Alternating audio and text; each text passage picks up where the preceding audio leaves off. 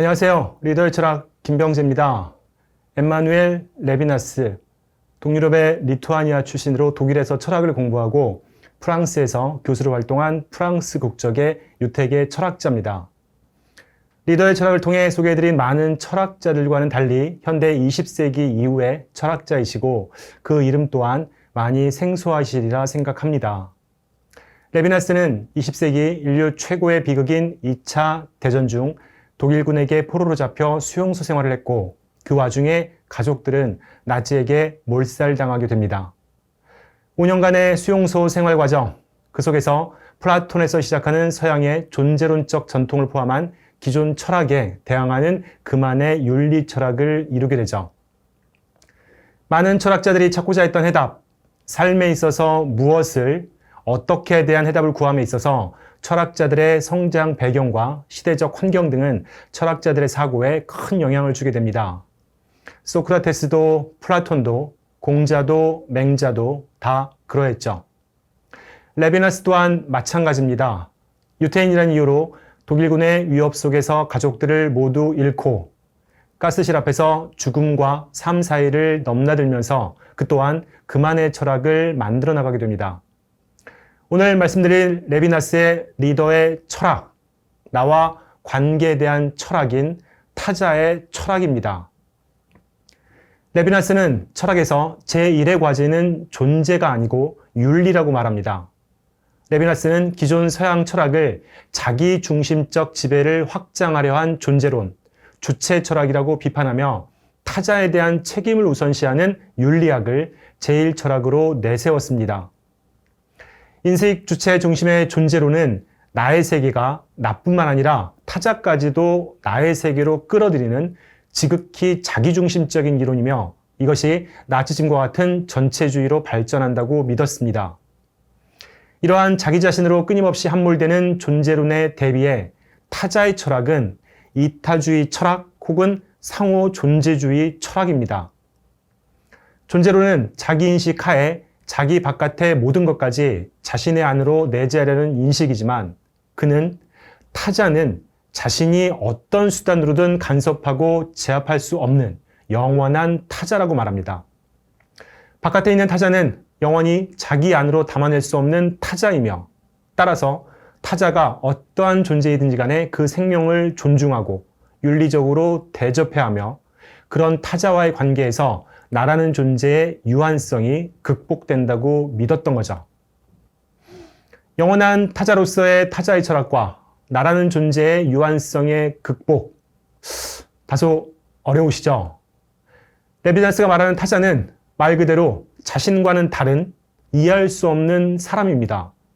생각과 신념이 다른 사람인 거죠. 이해할 수 없는 사람, 생각과 신념이 다른 사람이 왜 우리가 살아나가는 데 있어서 중요한 걸까요?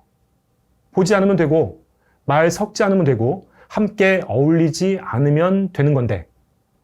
그러나 타자로 인해 나라는 존재의 유한성이 극복되고, 그래서 타자는 깨달음의 계기다 라고 레비나스는 강조합니다. 나와 세상을 보는 관점이 다른 타자를 배움과 깨달음의 계기로 삼을 수만 있다면 우리가 지금까지 지녀왔던 가치관의 세계를 넓힐 수 있는 계기가 되는 것이죠. 영원한 타자와의 관계를 통해서 영원한 타자를 환대함으로 해서 이전까지 생각하지 못했던 것을 생각하게 되고 이해하지 못했던 것을 이해하게 되고 이전까지 알지 못했던 것을 알게 되고 영원한 타자로 인해서 나는 새롭게 생각하게 되고 새롭게 이해하게 되고 새롭게 알게 됩니다. 이전과는 다른 나가 되는 거죠. 이전과는 변화된 나가 되는 것입니다. 무언가를 변화시키는 힘은 권력도 경제력도 아닙니다. 폭력은 더더욱 아니고요. 적극적으로 타자를 부르고 타자의 부름에 응답하고 타자를 환대함으로써 자신을 변화, 즉 자신의 철학을 변화시켜 나가는 것이 자신이 있는 곳의 구조를 변화시키고 자신의 행동을 변화시키고 궁극적으로 성과를 창출할 수 있게 됩니다. 종전 이후 풀려나게 된 레비나스는 많은 사람들이 독일 병사에게 복수하려 들 때 오히려 그들을 막습니다. 독일 병사, 독일 사회의 잘못이 아니다라고요. 독일 사회에서 잘못 살아왔던 우리들의 잘못이라고요. 우리가 우리의 삶을 되돌아보지 못했다고요. 모든 것을 자기 책임으로 돌릴 수 있게 사유할 수 있도록 해야 한다는 것. 레비나스의 철학을 윤리 철학이라고 부르는 이유입니다.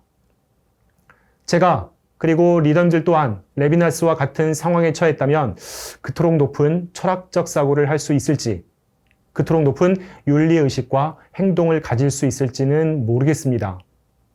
저는 생각하기에도 행동에 옮기기에도 쉽지는 않을 듯합니다.